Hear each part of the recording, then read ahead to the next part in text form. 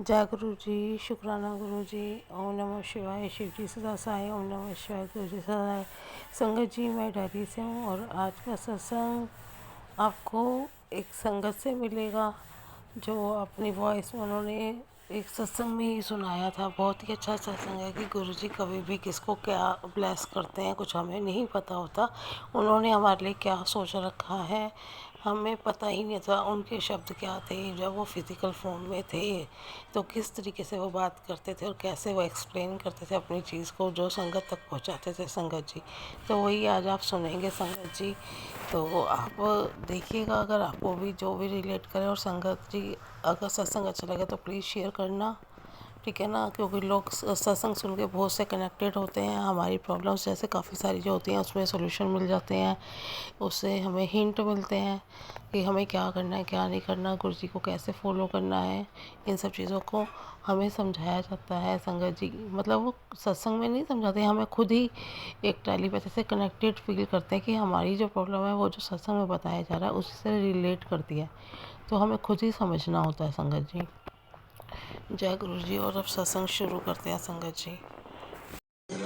आज से 20 साल पहले 95 में 94 में we met in fact okay more than 20 years fine she's correct the wife normally corrects you always so हम लोग बहुत ज्यादा इस तरह से मुतासिर नहीं थे कि हम किसी की बातों में आकर और गुरुओं के पास जाना शुरू कर दें। मीडिया से मेरा ताल्लुक था और बल्कि मैं गुरुओं के ऊपर रिपोर्टिंग करता था। ओके और कभी सोचा नहीं था कि ये मुकाम भी आएगा कि हमें गुरु के पास ही जाना पड़ेगा। तो डॉली आंटी के जो पेरेंट्स थे वो हमें लेकर गए और गुरु जी कहते रहते थे कि भाई हम आपके सन लॉ को टीवी में देखते हैं और खबरें पढ़ते हैं, ये है वो है, तो उन्हें लेके आइएगा कभी। तो इनके मदर ने कहा कि वो मेरी बेटी भी बहुत अच्छा गाती है, तो उन्होंने कहा फिर तो जरूर लेके आइएगा उन्हें। पर हम लोगों ने कहा कि नहीं हम इनमें विश्वास नहीं करते, हमें कोई जरूरत नहीं इस तरह से जाने की। खैर जब बहुत हुआ तो उन्होंने कहा चलो आप हमारी वजह से ही चल पड़ो, इनके पेरेंट्स ने कहा। और मैं और डॉली हम लोग चले गए और आप विश्वास कीजिएगा उन्होंने जो भी शुरू में ही उन्होंने कुछ ऐसी चीजें हमको प्रूव करी कि हम लोग वाकई में हम पागल हो गए कि हो क्या रहा है ये। कभी उन्होंने बिना मिले ही पहचान लिया कि तुम डॉली हो, तुम ये। तो इस तरह की बहुत सारी छोटी छोटी बातें होती रही। खैर to cut the story short, studio का जो एक मतलब होता था उस जमाने में लोग जब कहते थे कि तुम अपना स्टूडियो खोल लो, तो normally studio used to mean the photo studio, कि आप तस्वीर खींचने वाला स्टूडियो खोल लीजिए। तो उन्होंने कहा नहीं नहीं तुम एक साउंड स्टूडियो खोलो। तो हम सोचते थे कि जालंधर में एक वो शख्स जिसका टेक्निकलिटी से कोई लेना देना नहीं है, and he is telling me कि तुम स्टूडियो खोलो। और मेरा बड़ा एक basically I always had a very strong desire to start my own studio also. मैं खोलना भी चाहता था अपना स्टूडियो, लेकिन क्योंकि फ्रीलांसिंग इतनी ज्यादा होती थी, एवरी सेकंड कमर्शियल हर विज्ञापन मेरी वॉइस में होता था। तो मैंने कहा मैं क्यों पचड़ी में पढ़ूं, मेरे इतने सब स्टूडियो अवेलेबल कि मुझे बुलाते हैं। और माशाल्लाह जहां तक एक आपकी शोहरत का सवाल है, चेहरा जाना पहचाना, मैं क्यों अपने बिजनेस में जाऊं, फ्रीलांसिंग से इतना पैसा मिल रहा है। खैर उन्होंने कहा नहीं तुम अपना स्टूडियो खोलो। तो मैंने गुरु जी स्टूडियो बहुत महंगा प्रोजेक्ट होता है, उन दिनों में बहुत महंगा हुआ करता था, अब थोड़ा सस्ता हो गया डिजिटल वर्ल्ड की वजह से। सो कह के चले गए। और आप बिलीव कीजिएगा एक शख्स आता है, बोला यहाँ पर एक जगह मिल रही है हाउस एलपेज में, यार इन्वेस्टमेंट पर्पज से ले लो, बेसमेंट है। बेसमेंट का मैं क्या करूंगा, बोले ले लो यार बहुत सस्ती में मिल रही है। खैर कहीं से पैसे वैसे जमा करके, एक फ्रीलांसर लोग थे हम लोग, जो आर्टिस्ट लोग, सोनिया भी जानती है कि बेसिकली हमारे पास क्या होता है, यही दौलत होती है हम लोगों की। So anyway we invested in that और लेके रख दी। फिर उसके बाद हम लोग अमेरिका घूमने चले गए, मैं और डॉली। तो मुझे वहां पर एक फोन आता है कि वहां एक एग्जीबिशन लगी हुई है ऑडियो इक्विपमेंट की, जो रिकॉर्डिंग इक्विपमेंट होता है, वहां से आता है। सो मेरे को थोड़ा लगा यार ये गुरुजी ने कहा था अपना स्टूडियो खोल लो, और मेरा कोई बिल्कुल भी इरादा नहीं था। So I said I don't have money now. And उस जमाने में investment minimum used to be 12 lakh 15 lakh. So उस जमाने में सो ऐसा नहीं मैं नहीं कुछ कर सकता। And I told my cousin who is a doctor, is a renowned doctor, and he said यार अगर लेना तो ले ले, here is my credit card, तुम ले लो।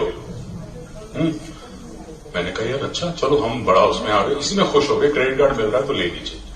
हमने इकट्ठा करना शुरू कर दिया सामान।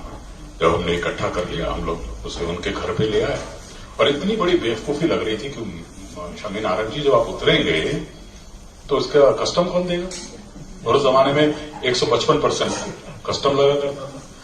तो हमने कहा भाई यहीं छोड़ के भाग लेंगे हम लोग। एयरपोर्ट पे अब तुम ही खोलो स्टूडियो। हम ले तो आए बड़े उसमें। Can you believe it, absolutely no exaggeration, I get down, custom वाला बोला oh mister Narayan how are you, I very well. So I give him the list कि भाई मुझे अब बता दो इस मुकाम पर आकर मरना है या जीना है, कि इतना सारा सामान मैं लेके आ गया। उसने बोला बेचोगे तो नहीं ना? मैंने कहा नहीं। कहते जाओ फिर। Can you imagine, the stuff must be worth 12 lakhs, 12 lakh का सामान। मैंने कहा सर इसके जाओ यार तुम आर्टिस्ट लोग ले जाओ। कौन था वो शख्स मुझे मालूम नहीं है। And can you imagine, then I said now since I got the equipment, मेरे पास इक्विपमेंट आ गया, मुझे खोलना ही पड़ेगा। मैंने फिर अपना स्टूडियो खोला। स्टूडियो खोलते खोलते आप ये मान के चलिए, फिर जब हम लोग अपना एक मकाम, अपनी पॉपुलैरिटी न्यूज की, उस समय सिर्फ 6 लोग हम लोग नेशनल न्यूज रीडर्स हुआ करते थे, हम लोग जाने पहचाने चेहरे थे। तो हमने कहा बस ये जो आपकी जो मकबूलियत है, आपकी शोहरत है और जो पॉपुलैरिटी है कुछ दिन की है, उसके बाद आप हमेशा हर आदमी की तरह आप भी फेड आउट हो जाएंगे। बहुत हुआ तो थोड़ी बहुत आपकी आवाज जिंदा रहेगी। गुरुजी ये नहीं चाहते थे। गुरुजी कहते थे कि मैं चाहना कि तेरी जो आवाज है वो अमर रहे। हमने समझ नहीं आया क्या करें। Can you imagine, in 2001 then there is an audition. तो उन्होंने कहा दिल्ली में मेट्रो शुरू हो रही है। तो हमें मालूम ही नहीं था कि मेट्रो के अंदर इन ट्रेन मैसेजेस भी होते हैं, इन फ्लाइट मैसेजेस होते हैं, ऐसे ही इन ट्रेन भी होते हैं। तो पहली मर्तबा हमें फॉरेन में देखते थे कि जब गाड़ी रुकती थी तो कहते थे next station is so and सो।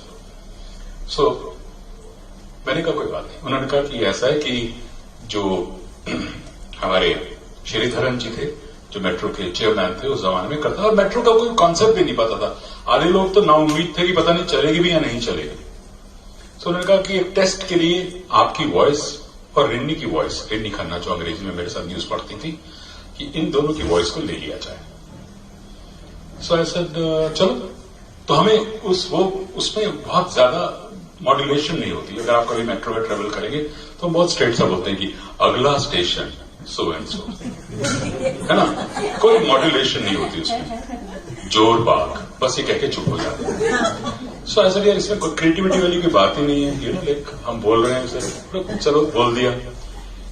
उसके बाद the government of India made it mandatory. उन्होंने उसको अनिवार्य कर दिया कि जहां भी हिंदुस्तान में मेट्रो खुलेगी आवाज शमी नारायण की होगी और रिन्नी खन्ना की होगी। सो यू कैन इमेजिन, आज हिंदुस्तान में आप कहीं भी जाते हैं कितना बड़ा नेटवर्क हो गया। आप चाहे जयपुर जाएं, बॉम्बे में बिल्कुल उम्मीद नहीं थी कि दिल्ली के लड़के को लेंगे। They somehow manage, no voice वही आएगी, जबकि बॉम्बे में कितने अच्छे आर्टिस्ट बैठे हैं। सो खैर ये मैंने चलता रहा। फिर मुझे बात याद आई। मेरे पास एक रिपोर्टर हिंदुस्तान टाइम्स से मेरी इंटरव्यू लेने आती है। बहुत आजकल इंटरव्यू बहुत लेते हैं कि मेट्रो वॉइस। एक जमाने में हमें कहते थे द न्यूज रीडर, आजकल स्कूल्स में लिखा था welcome metro uncle. So this which is very good also, very embarrassing also. यार इतनी जिंदगी बिता दी मीडिया के अंदर और अब मेट्रो अंकल बन के रह गया। बट देन दैट लेडी इतनी होंगी, वो कहने लगी कि uncle do you know like it's a wonderful thing, आप जिंदगी में आपने डिजिटल रिकॉर्डिंग गाड़ी के अंदर छोड़ दी है। जब तक हुडा सिटी सेंटर का नाम हुडा सिटी सेंटर रहेगा, राजीव चौक का नाम राजीव चौक रहेगा, आपकी आवाज बजती रहेगी।